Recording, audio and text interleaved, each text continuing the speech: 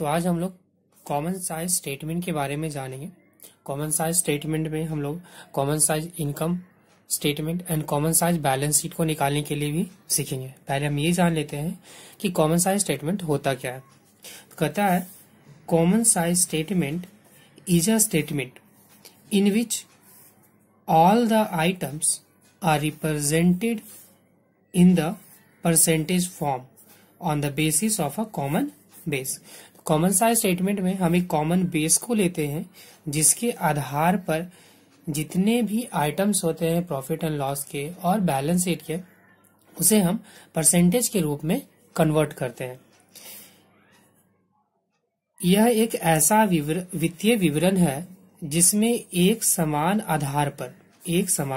आधार पर विभिन्न मदों मीन्स विभिन्न आइटम्स को प्रतिशत के रूप में परिवर्तित किया जाता है। तो कॉमन साइज स्टेटमेंट में हम एक कॉमन बेस को लेते हैं। वो हमारा कॉमन बेस जो है इनकम स्टेटमेंट में हमारा नेट सेल होता है, तो वहीं बैलेंस शीट में हमारा टोटल एसेट्स है, टोटल लायबिलिटीज होता है, जिसके आधार पर हम जितने भी आइटम्स होते हैं मीन्स इनकम स्टेटमेंट में जितने भी एक्सपेंसेज और इनकम होते हैं और बैलेंस शीट में जितने भी हमारे एसेट्स और लायबिलिटीज होते हैं, उन सब को हम परसेंटेज के रूप में कन्वर्ट करते हैं। तो ये हमारा कॉमन साइज स्टेटमेंट का डेफिनेशन करता है।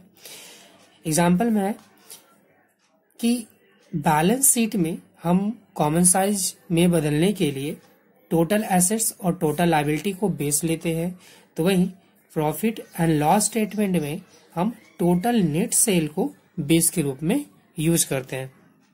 आइए हम इसे फॉर्मूला से क्लियर करते हैं।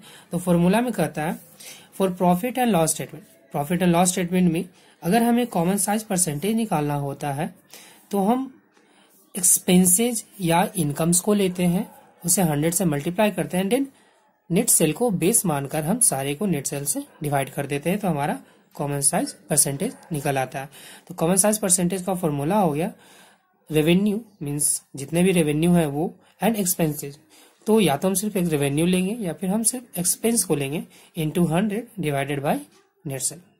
वही बैलेंस शीट में हम आ जाते हैं। तो बैलेंस शीट में हमें कॉमन साइज परसेंटेज निकालने के लिए सारे एसेट्स को लेना होगा मीन्स की अलग अलग करके एंड टोटल एसेट्स से डिवाइड करना होगा और 100 से मल्टीप्लाई। तो ये हमारा फॉर्मूला हो जाता है।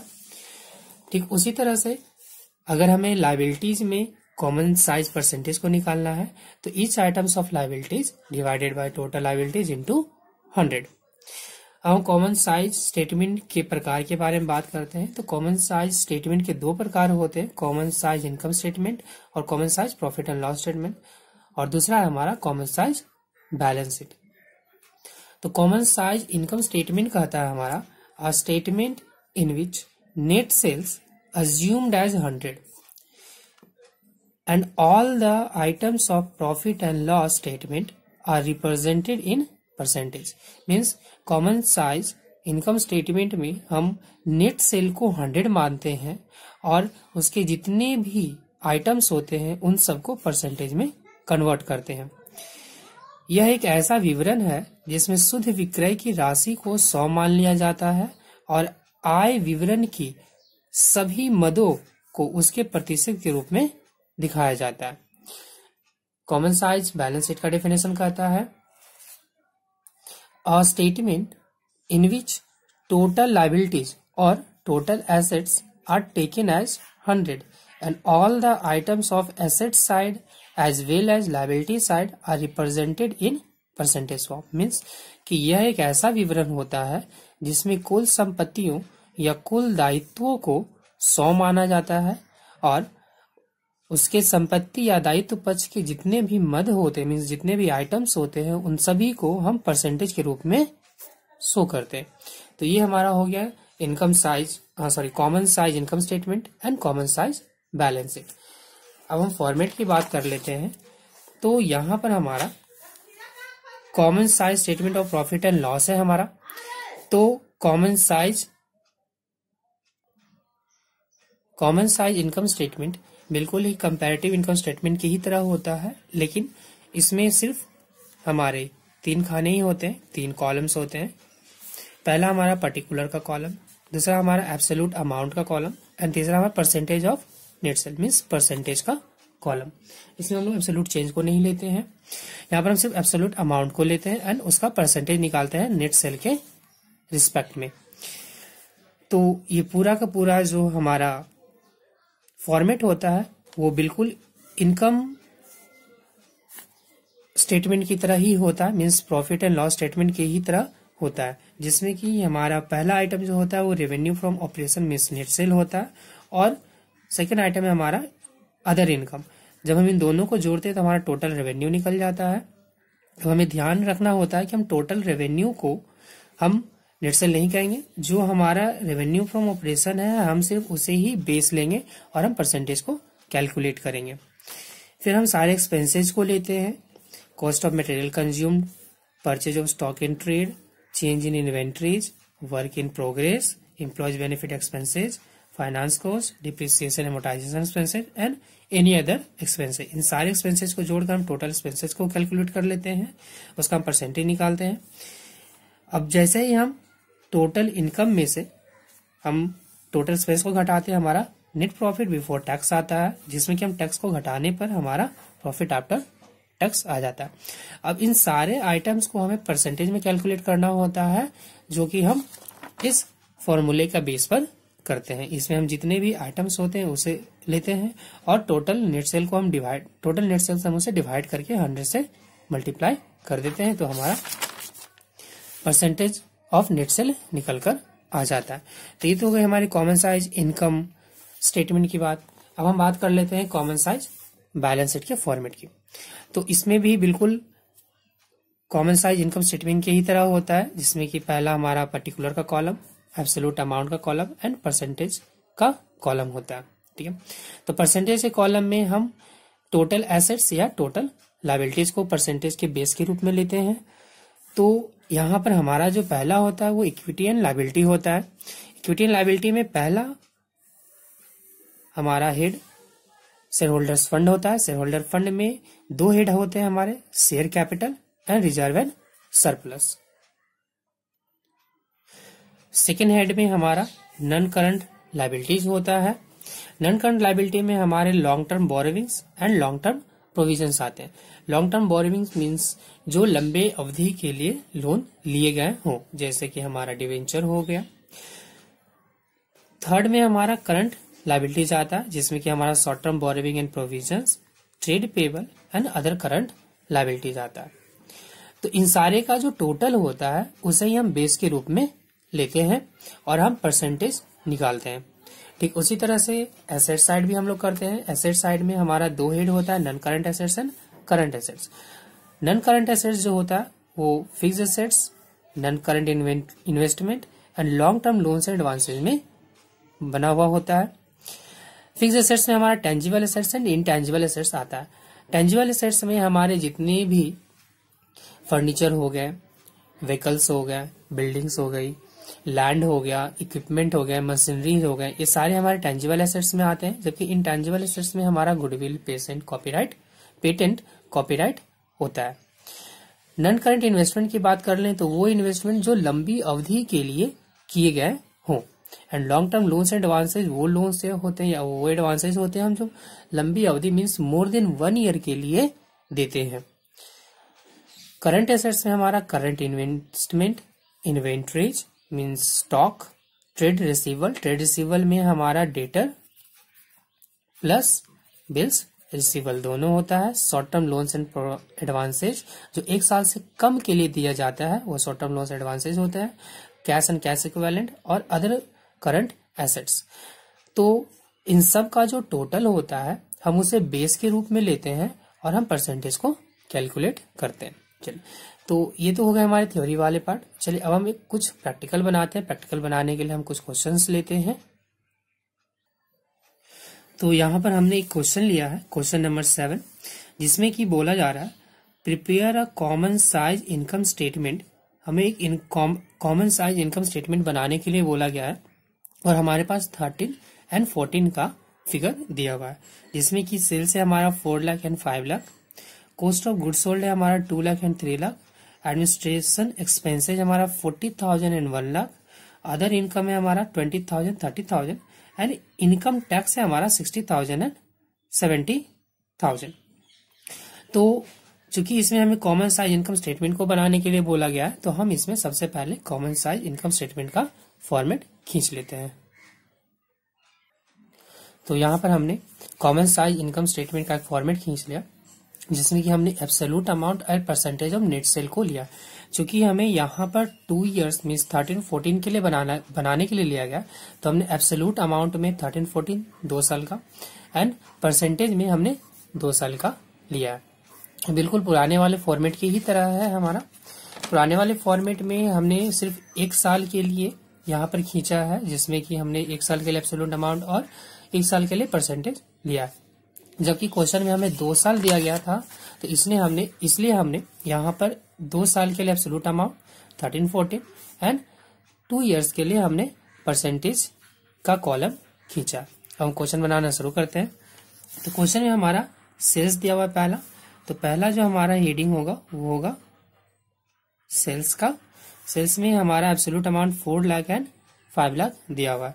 तो 13 में हमारा हो जाएगा 4 लाख एंड 14 में हो जाएगा हमारा 5 लाख।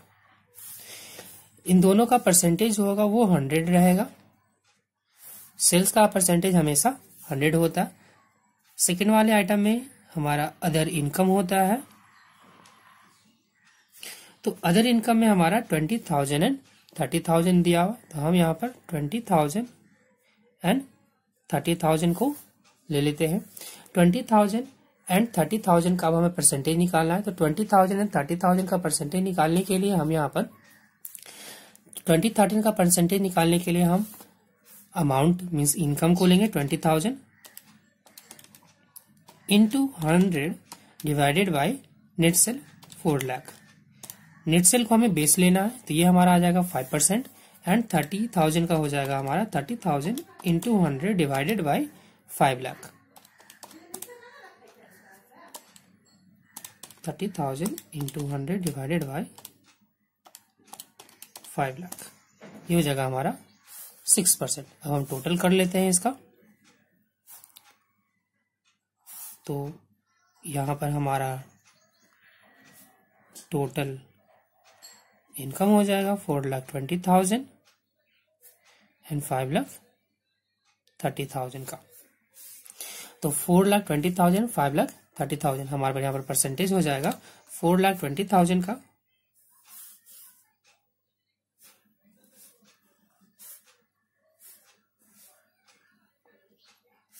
बेस हमें 4 लाख ही लेना है, तो 4,20,000 इंटू 100 डिवाइडेड बाई 4 लाख 105%, और ये हो जाएगा हमारा 106%।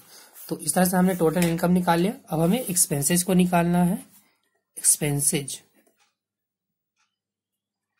तो एक्सपेंसेज में हमारा cost of goods sold COGS हो जाएगा, कॉस्ट ऑफ गुड्स सोल्ड, जो कि हमारा 2 लाख एंड 3 लाख। तो हम यहाँ पर 2 लाख एंड 3 लाख लेते हैं। अब हम इसका परसेंटेज निकालेंगे, तो 2 लाख का हो जाएगा हमारा 2 lakh into 100 divided by 4 lakh 50%। ठीक उसी तरह से हमें 3 लाख का निकाल लेना है, तो 3 lakh into 100 divided by 5 lakh 60%। तो ये COGS का परसेंटेज हो गया हमारा। सारे का जो भी परसेंटेज निकलेगा वो नेट सेल के रिस्पेक्ट में ही लेगा निकालना है हमें। सेकेंड नंबर हमारा एक्सपेंसेज है एडमिनिस्ट्रेटिव एक्सपेंसेज। एडमिनिस्ट्रेटिव एक्सपेंसेज जो कि है हमारा 40,000 एंड 1 लाख। हम इसका परसेंटेज निकाल लेते हैं नेट सेल के रिस्पेक्ट में। 40,000 इंटू 100 डिवाइडेड बाय 4 लाख, ये हो जाएगा हमारा 10%, and 1 lakh into 100 divided by 5 lakh, ये हो जाएगा हमारा 20%। अब हमारे पास यहाँ पर कोई भी एक्सपेंसेस नहीं है, तो हम यहाँ पर इसका टोटल कर लेते हैं।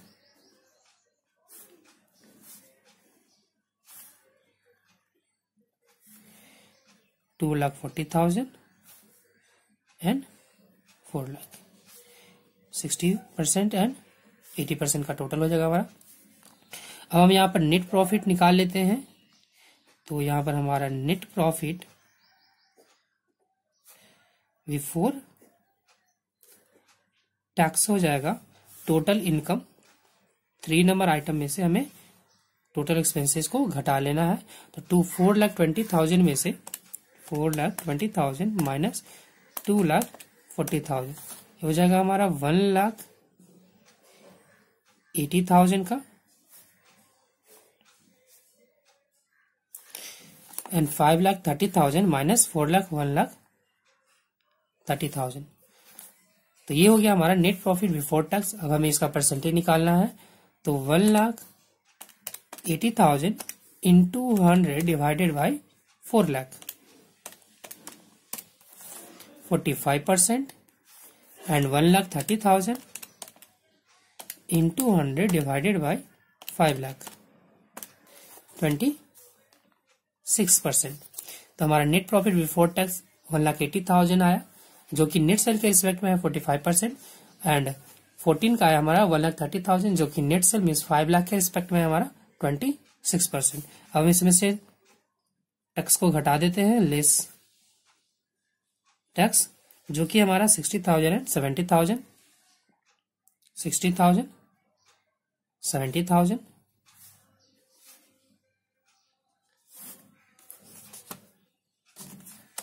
1,80,000 माइनस 60,000 1,20,000 एंड 1,30,000 माइनस 70,000 60,000। अब हमें सारी का सेल्स के रिस्पेक्ट में परसेंटेज निकालना है। 60,000 इंटू 100 डिवाइडेड बाई 4 लाख, 15% हो गया हमारा 13 का, 70,000 into 100 divided by 5 lakh, 14%। 1,20,000 into 100 divided by 4 lakh हो गया हमारा 30%, and 60,000 into 100 divided by 5 lakh, ये हो जाएगा हमारा 12%। तो ये हमारा आ गया नेट प्रॉफिट आफ्टर टैक्स। तो इस तरह से हमारा कॉमन साइज इनकम स्टेटमेंट बनता है। तो यहाँ पर हमने एक और क्वेश्चन लिया जिसमें कि कॉमन साइज इनकम स्टेटमेंट बनाने के लिए बोला गया है। क्वेश्चन बनेगा बिल्कुल पिछले वाले क्वेश्चन की तरह, लेकिन अगर हम इसके आंसर को देखें तो इसमें हमें जीपी दिया गया है। तो पिछले वाले जो क्वेश्चन बनाए थे उसमें हमें जीपी नहीं निकलता, डायरेक्ट मेरा नेट प्रॉफिट निकलता है। तो जीपी निकालने के लिए हमें थोड़ा सा स्टेटमेंट को सुधार कर बनाना होगा या अलग ढंग से बनाना होगा। तो हमने फॉर्मेट पहले ही खींच लिया, चलिए हम इसे बनाते हैं। तो हमारा पहला जो है वो नेट सेल दिया हुआ है, तो हम यहाँ पर नंबर 1 में नेट सेल को ले लेते हैं। नेट सेल है हमारा 5 लाख एंड 4 लाख, 5 लाख एंड 4 लाख, जो कि 100% होगा हमारा। सेकेंड नंबर में हम COGS को लेते हैं, means cost of good sold को ले लेते हैं। तो इस COGS को हमें इसमें से लेस करना है। जैसे ही हम नेट सेल में से COGS को लेस कर देंगे, मीन्स 4 लाख एंड 3 लाख को हम लेस कर देंगे, हमारा ग्रॉस प्रॉफिट निकल करके आ जाएगा। तो यहाँ पर हमारा ग्रॉस प्रॉफिट आ गया। तो हमने जैसे ही नेट सेल में से COGS को लेस किया, हमारा ग्रॉस प्रॉफिट निकल करके आ गया, जो कि होगा हमारा 1 लाख। इसका परसेंटेज हम निकाल लेते हैं। तो 4 लाख का परसेंटेज हो जाएगा हमारा 80%, एंड 3 लाख का हो जाएगा हमारा 75%। ये हमारा हो जाएगा 20%, एंड ये हमारा हो जाएगा 25%। तो इस तरह से हमें जीपी निकालना है। अब हम इसमें ऐड कर देंगे, हमको इसमें ऐड करना है हमारा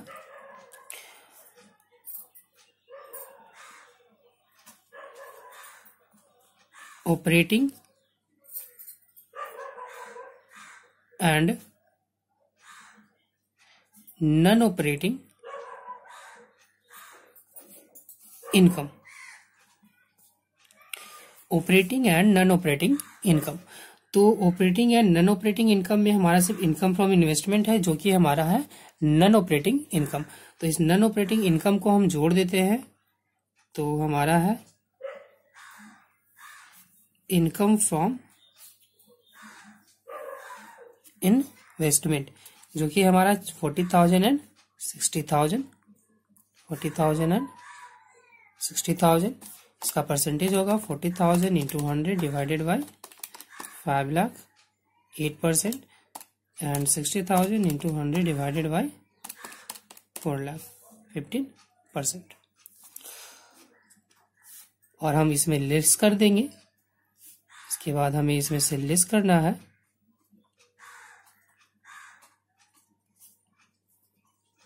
operating and non operating expenses. तो ऑपरेटिंग एक्सपेंसेस में हमारा ऑपरेटिंग एक्सपेंसेस दिया हुआ है, ये नंबर ऑपरेटिंग एक्सपेंसेस,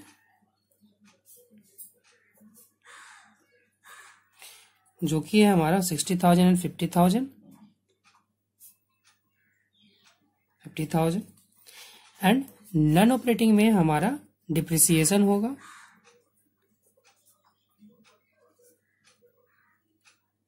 जो कि है 20,000, 20,000। इन दोनों को हमें लेस करना है, तो हम इसे ब्रैकेट में ले लेते हैं। तो अब जो आएगा हमारा, वो आएगा हमारा नेट प्रॉफिट बिफोर टैक्स। तो हम इसे सॉल्व कर लेते हैं। तो हमने इसे सॉल्व कर लिया, तो हमारा नेट प्रॉफिट जो है वो 60,000 एंड 14 का 90,000 आ गया। परसेंटेज के रूप में हमारा 12% एंड 22.5%। अब हम इसमें से टैक्स को घटा लेते हैं, लेस इनकम टैक्स,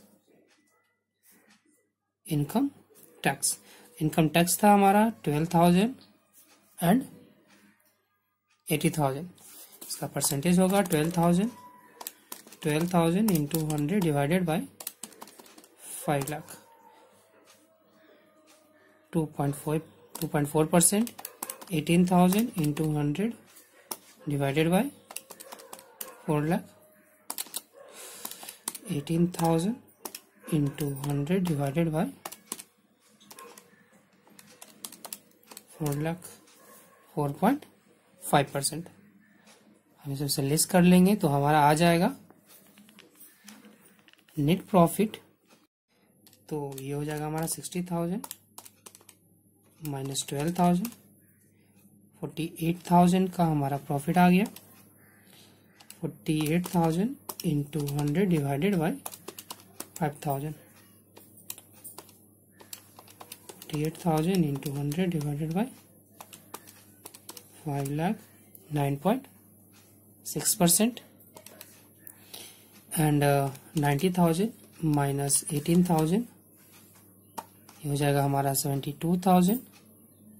2014 का नेट प्रॉफिट आ गया हमारा 72,000 इंटू 100 डिवाइडेड बाई 4 लाख, 18%। तो इस तरह से हमने जीपी निकालते हुए इस क्वेश्चन को सॉल्व किया। तो जिस तरह से क्वेश्चन दिया रहता है, कभी कभी हमें थोड़ा सा फॉर्मेट चेंज करके बनाना होता है, अदरवाइज हमारा जो पुराना फॉर्मेट होता है हम उसी फॉर्मेट पर क्वेश्चन को सॉल्व करते हैं। तो अब हम कॉमन साइज बैलेंस शीट बनाने के लिए सीखते हैं। तो कॉमन साइज बैलेंस शीट बनाने के लिए हमने यहाँ पर एक क्वेश्चन लिया है, जिसमें कि हमारे इक्विटी एंड लायबिलिटी साइड में शेयर होल्डर फंड में share capital, reserve and surplus, non current liability 60 lakh, 60 lakh, long term borrowings, current liability हमारा trade payables, short term provisions है। एसेट साइड में हमारा नॉन करंट एसेट्स में fix assets, non current investment है, और current assets में हमारा inventory, trade receivable and cash and cash equivalent है। और हमें कॉमन साइज बैलेंस शीट बनाने के लिए बोला गया। तो हमने फॉर्मेट पहले से खींच लिया, इसे बनाते हैं। नंबर 1 में हमारा है equity and liabilities.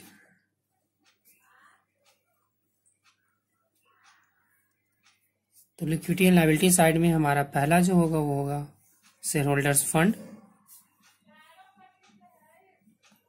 Share holders fund, share holder fund में हमारा शेयर कैपिटल है नंबर 1 में, तो ए में हो गया हमारा share capital. Share capital, share capital में 14 का हमारा है 12 लाख एंड 13 का हमारा है 12 लाख, मीन्स कि शेयर कैपिटल में कोई चेंज नहीं हुआ है। अब हम इसका परसेंटेज निकालते हैं, तो 12 lakh into 100 divided by total capital. Total capital है हमारा, सॉरी टोटल हमारा लायबिलिटी है हमारा 50 लाख का, तो हम इसे 50 लाख से डिवाइड दे देंगे, जो कि होगा हमारा 60%, जो कि होगा हमारा 24%। ठीक उसी तरह से हम 13 का निकाल लेते हैं। 12 lakh into 100 divided by 40 lakh, 30%। हम इसमें बेस के रूप में टोटल लायबिलिटी को लेंगे। Reserve and surplus second number है हमारा, reserve and surplus. Reserve and surplus में हमारा है 20 लाख एंड 14 लाख। हम इसका परसेंटेज निकाल लेते हैं, तो 20 lakh into 100 divided by 50 lakh, 40%। ठीक उसी तरह से हम 14 लाख का निकाल लेते हैं। 14 lakh into 100 divided by 40 lakh, 35%। तो हमारा share capital, reserve and surplus निकल गया। अब हम सेकंड नंबर में चलते हैं। सेकंड नंबर में हमारा है non current liabilities. Non current liabilities, non current liability में सिर्फ हमारा लॉन्ग टर्म बोरोविंग दिया हुआ है, ये नंबर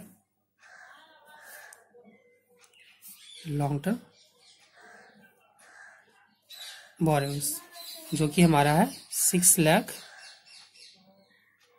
एंड 6 लाख। इसका परसेंटेज निकाल लेते हैं। 6 lakh into 100 divided by 50 lakh, ये हो जाएगा हमारा 12%, and 6 lakh into 100 divided by 40 lakh, ये हो जाएगा हमारा 15%। थर्ड नंबर में हमारा करंट लायबिलिटीज है।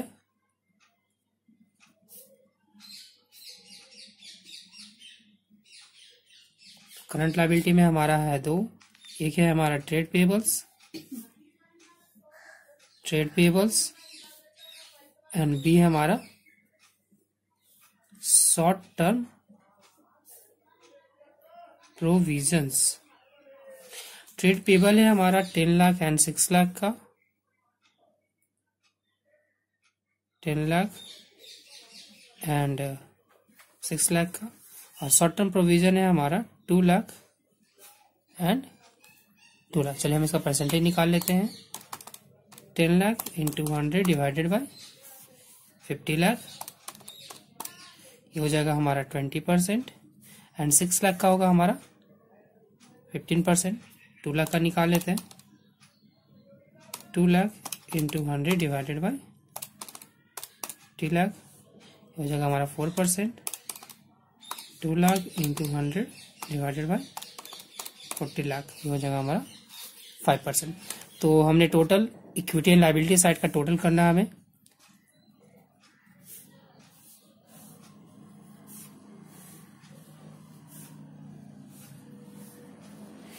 टोटल हो जाएगा हमारा 50 लाख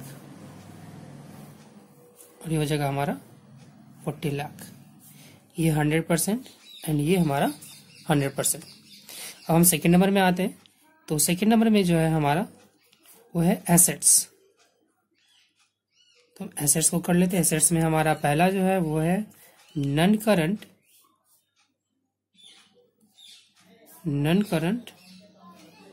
एसेट्स।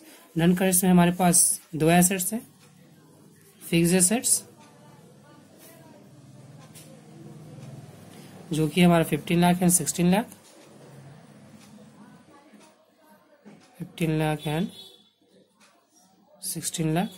और नॉन करंट इन्वेस्टमेंट में है हमारा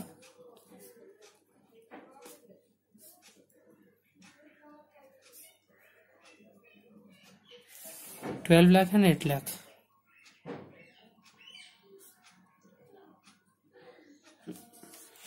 हम इसका परसेंटेज निकाल लेते हैं। 15 लाख इंटू 100 डिवाइडेड बाई हमारा 50 लाख, हो जाएगा हमारा 30% एंड 16 लाख का ये हो जाएगा हमारा 40%। सिमिलरली हम 12 लाख और 8 लाख का निकालेंगे। 12 lakh into 100 divided by 50 lakh, ये हो जाएगा हमारा 24%। 8 lakh into 100 divided by 40 lakh, ये हो जाएगा हमारा 20%। अब हम नॉन करंट एसेट्स में करंट एसेट्स में आ जाते हैं।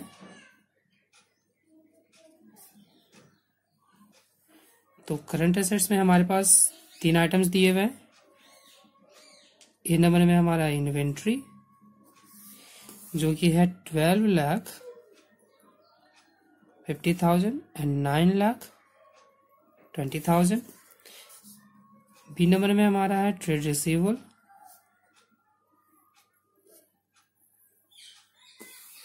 जो कि 8 लाख 50,000 एंड 5 लाख 20,000।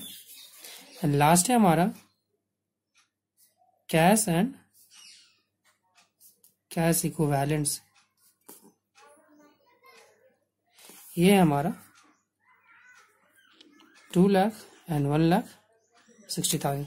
सबका हम टोटल एसेट्स के रिस्पेक्ट में हम परसेंटेज निकाल लेते हैं। 12 लाख 50,000 का हो जाएगा हमारा 25% एंड 9 लाख 20,000 का हो जाएगा हमारा 9 lakh 20,000 into 100 divided by 40 lakh 23%।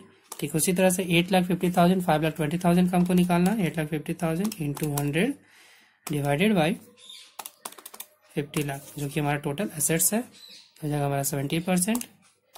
5 lakh 20,000 into 100 divided by 40 lakh जो कि हमारा है टोटल एसेट्स 13 के लिए 13%।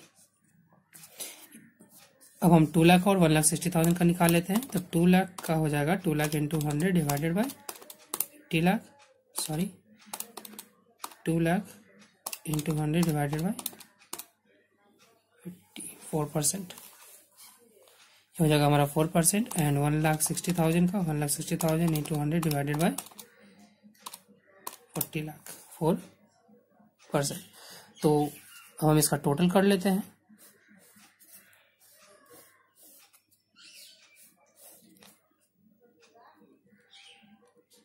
लाख